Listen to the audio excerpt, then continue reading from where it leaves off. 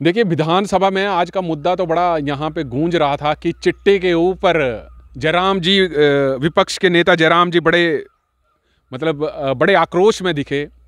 हालांकि सुखविंदर सिंह सुक्खू जी ने भी इसका जवाब दिया।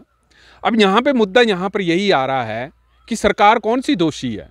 क्या भाजपा सरकार दोषी थी कि कांग्रेस सरकार दोषी थी? विधानसभा में तो यही आरोप प्रत्यारोप लग रहे हैं, परंतु हम आज किसी सरकार को यहां दोषी ठहराने की कोशिश नहीं करेंगे क्योंकि यह मुद्दा सामाजिक है। परंतु थोड़े आंकड़ों के हवाले से हम खबरों का विश्लेषण जरूर करेंगे कि ये चिट्टे जैसी बीमारी, जो महामारी इस वक्त हिमाचल प्रदेश में बन चुकी है, नौजवानों के जवानी को जो है खा रही है, इसके ऊपर हम चर्चा जरूर करेंगे और आंकड़ों के साथ करेंगे। और ये कब शुरू हुआ? देखिए, 2014 का वक्त होता था, तब पूरे प्रदेश में पुलिस के आंकड़ों के हवाले से 100 या 200 ग्राम चिट्टा पकड़ा जाता था। परंतु जैसे जैसे 15, 16, 17 यहाँ पर आया, तो यहाँ पर 16-17 की अगर हम आंकड़ों की, पुलिस के आंकड़ों की अगर हम बात करेंगे तो 500-600 ग्राम चिट्टा पकड़ने लगे। 18 में वही चिट्टा आपके पास 1 किलो तक बढ़ा और ये ट्रेंड फिर 18, 19, 20, 21, 22, 23, 24 तक चलता ही रहा। और यहाँ पे मुख्यमंत्री जी का ये बयान है कि देखिए 30% जो है वो कमी आई है चिट्टे के केसेस में, पकड़े जा रहे हैं और ताबड़तोड़ पकड़े जा रहे हैं। ये बात हमारे को माननी पड़ेगी कि सरकार इसके ऊपर काम कर रही है और चिट्टे के जितने भी व्यापारी हैं उनको पकड़े जा रहे हैं, उनकी प्रॉपर्टी सीज की जा रही है। परंतु इस चिट्टे के केसेस में चाहे हम अधिकारी पुलिस की बात करें, चाहे हम पटवारियों की बात करें, चाहे डॉक्टरों की बात करें, अलग अलग प्रदेशों से सभी वर्ग के अधिकारी चिट्टे के कामों में, अधिकारी तो नहीं हम बोल सकते, कर्मचारी इन्वॉल्व है। आम जनता तो इन्वॉल्व है ही है। बुजुर्गों की बात करें, दंपतियों की बात करें, सभी इस चिट्टे को बेचने में पीछे नहीं रह रहे हैं। परंतु एक डॉक्टर्स के अनुसार जब भी एक चिट्टा अगर व्यक्ति लेता है तो उसके ऑर्गन्स आस्ते आस्ते खत्म होने शुरू होते हैं और तकरीबन जो मौत का ट्रैप है उसमें जाने के लिए उसको कम से कम 7 साल लग जाते हैं। अभी हाल ही में ही आपने क्या देखा, पिछले 70 दिनों में 12 मौतें हो चुकी हैं। अब इन मौतों को हम विश्लेषण ऐसे नहीं करेंगे कि आज चिट्टा लिया और आज ही ये मर गए। तो इनका चिट्टा लेने का ट्रेंड जो था वो पिछले 6-7 सालों से चला था, जो कि आंकड़े अब आपको प्रस्तुत देखने को मिल रहे हैं। उसकी आउटपुट आपको देखने को मिल सकती है कि जो पुलिस ने रिपोर्ट किए मामले, देखिए मैं यहां पर फिर से बोलूंगा कि 70 दिनों में जो 12 मौतें हुई वो सिर्फ पुलिस ने रिपोर्ट की, पुलिस के आंकड़ों के अनुसार रिपोर्ट की। और कई मौतें ऐसी हो रही हैं जो कि पुलिस तक ही नहीं पहुंच पाती हैं। उसमें कई बार यह भी देखा गया है कि लोग मिल बैठ करके अंतिम संस्कार भी कर दिए जाते हैं और वो हमारे तक खबरें पहुंची, परंतु पुलिस के रिकॉर्ड में वो कभी चीजें नहीं पहुंची हैं। तो चिट्टे से अगर कोई व्यक्ति मरता है तो उसका ये नहीं है कि आज उसने चिट्टा लिया और कल को वो मर गया। उसका जो एक डॉक्टर जो सलाह देते हैं कि एक व्यक्ति को चिट्टा लेने के बाद धीरे धीरे उसके ऑर्गन्स की जो फंक्शनैलिटी है वो खत्म होने के लिए 6 साल लगते हैं।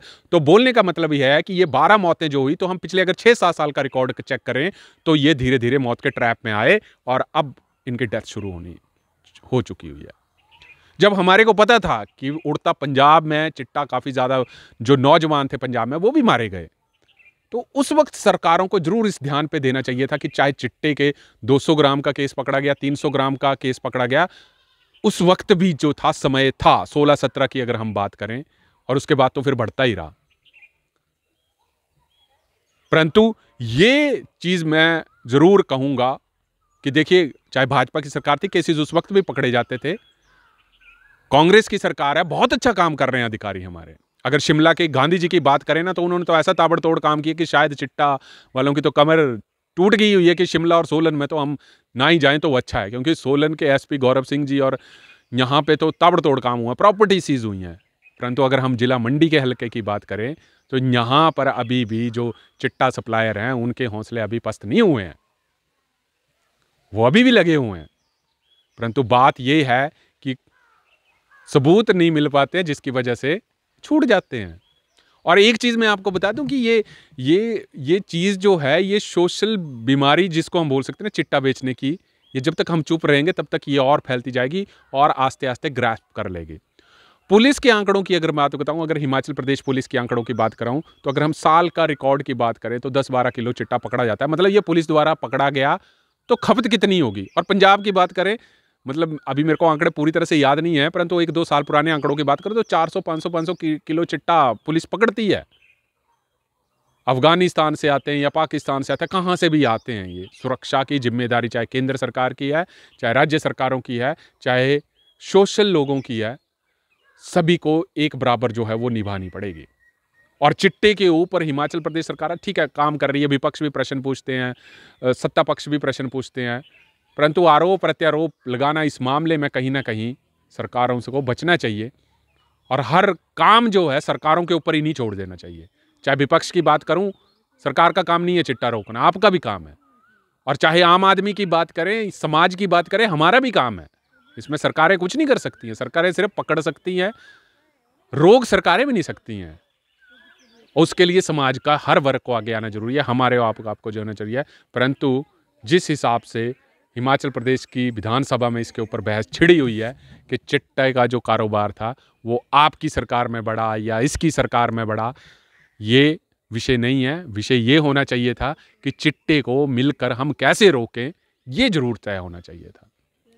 और मैं जरूर मुख्यमंत्री जी से यही कहूँगा और विपक्ष के नेता जयराम ठाकुर जी से कि चिट्टे की बीमारी को रोकने के लिए सरकारों तो काम कर रही हैं, आप लोगों से भी मैसेज करें कि इसके बच के रहें, इसके दुष्प्रभावों का क्या हाल हो सकता है, ताकि हम इस चिट्टे जैसी महामारी को क्षेत्र से दूर रखें।